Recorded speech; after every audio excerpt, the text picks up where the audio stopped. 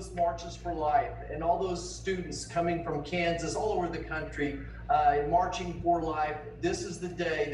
For this day, Donald Trump was elected president. He delivered for us. This is a day for new beginnings. It's a new day of hope for millions of American babies that have not been born yet. It's a great day. And I understand that. And I want to ask you something, because as the left completely melts down over this, I do think that this will be, in a way, very politically useful for your political opponents on the other side of the aisle. I think this is going to be rocket fuel for the Democrat base. I want you to take a listen to how they are playing this out, how they're talking about it.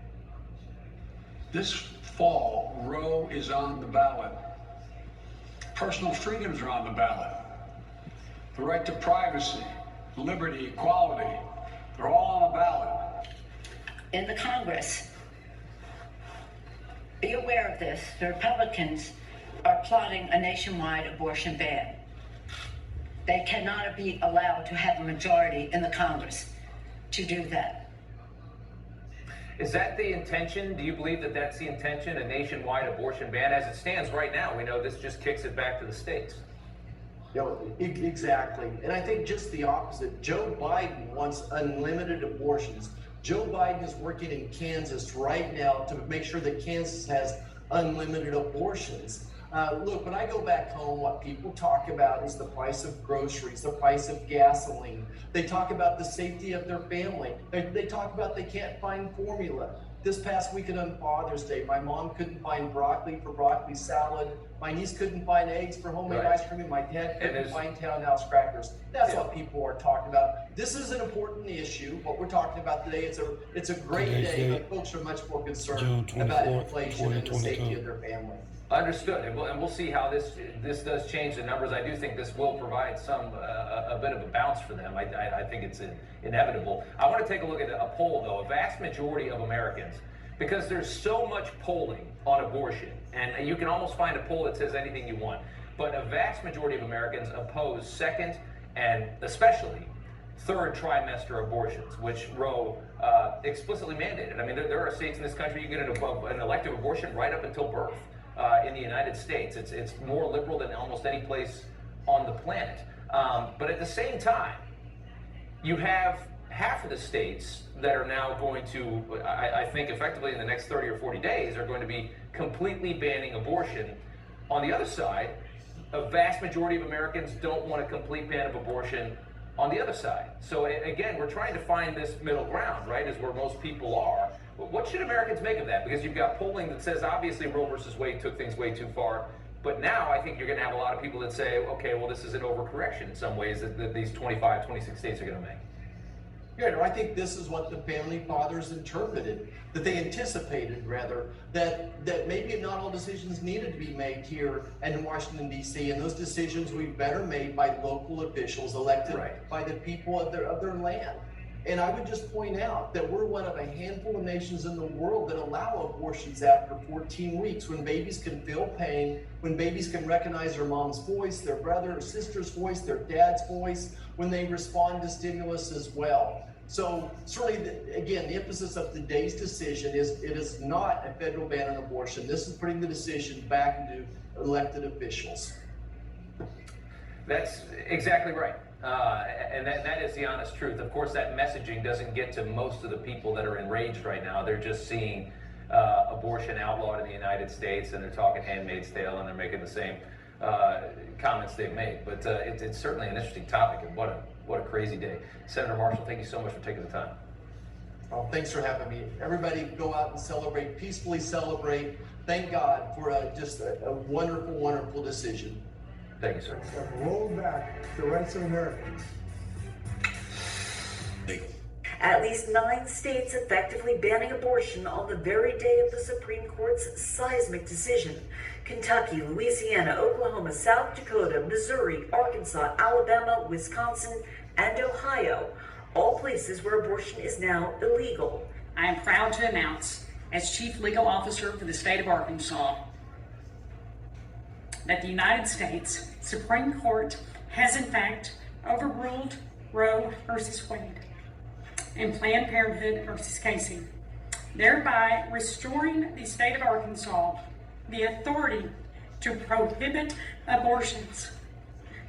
Planned Parenthood in Little Rock says it canceled as many as 100 appointments for patients seeking abortions in the hours after the news broke.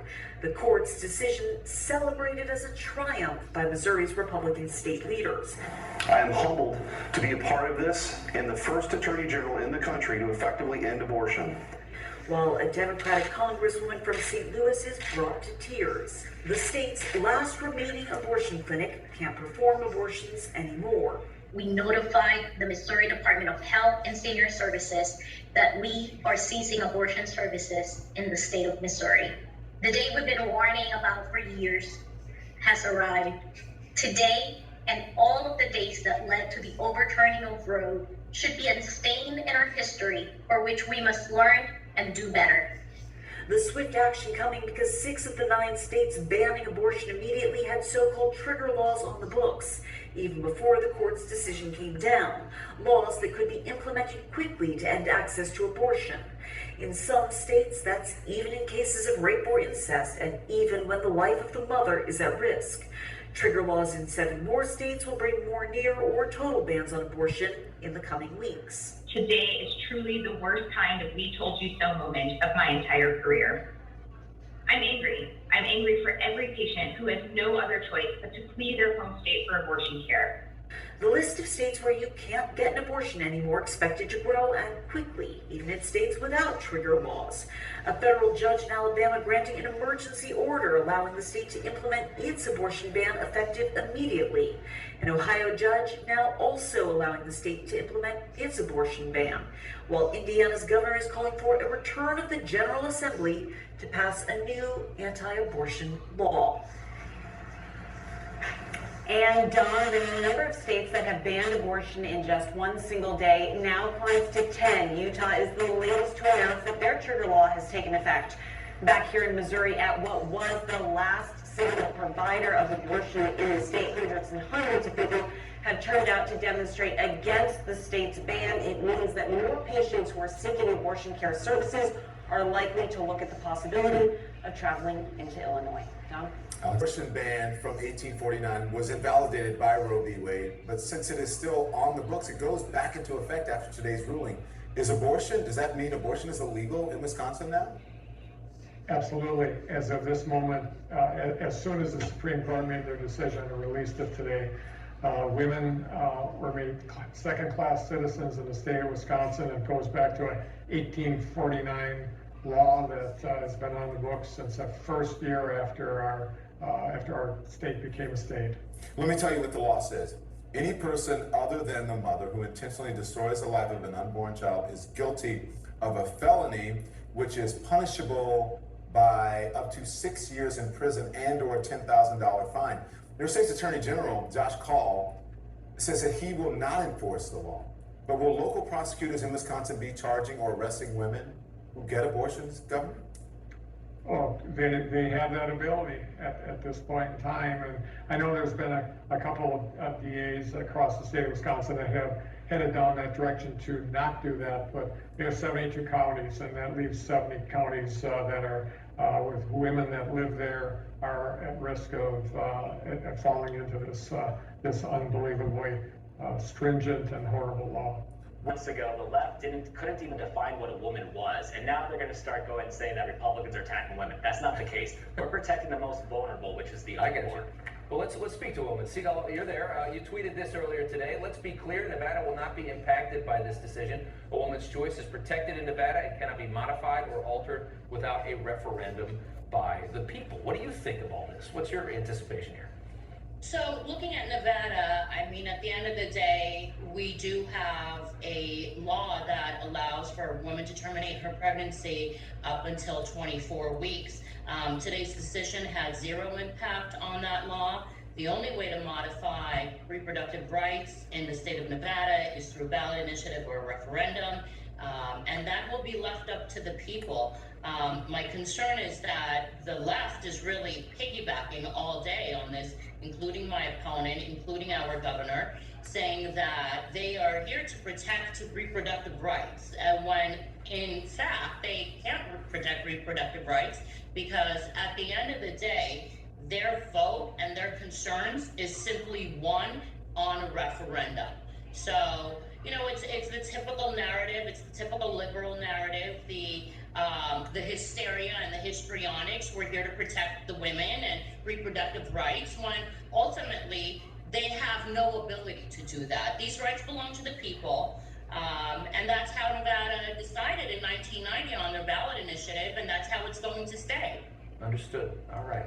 Guys, thank you so much for taking the time. 2 candidates for Attorney General in different states. Interesting perspective. All right, thank you. If that would happen, because I am pro-life and I will be appointing pro-life judges, I would think that that will go back to the individual states. For that debate. Seen highlighted in the middle group there, these are the states protecting and also expanding their access. On the right, states highlighted in pink are dependent on a new law or change in party control. Right now, Nia Watson from our sister station in San Diego explains how our neighboring state of California plans to move ahead. I'm Nia Watson in San Diego, where Planned Parenthood of the Pacific Southwest says it's expecting an influx of women seeking services from states with abortion bans, specifically states like Arizona and Texas. During a press conference, officials expressed anger and devastation by the ruling, but CEO Dara DeGiorgio Johnson says clinics have been preparing for this decision, upping staff and appointment availability. There's already funds committed in the state budget to support organizations like Planned Parenthood of the Pacific Southwest to be able to expand our resources and to take care of people as they're coming. The organization adds it will open more sites if needed. In San Diego, I'm Nia Watson reporting. Very important swing states. The Wisconsin trigger law is going to go into effect. The Georgia trigger law is going to go into effect. Those are both very important states coming up in November, with big cities, Milwaukee, Madison, Atlanta, where there are a lot of voters that maybe have mixed views on abortion, but certainly are not going to be in favor of 5-week bans. And I think those are going to be places that the Democrats are going to have to fight aggressively to make Republicans pay for these more extreme measures that are being taken. Michael, you know who doesn't have to fight aggressively or get reelected? Supreme Court justices. So when we keep hearing about how unpopular this is, or how the court is really losing the faith of the American people, do these justices care? They're on the bench for life, and they got exactly what they wanted. That's exactly it. That's the central question here. You know, look at the tone of that decision today.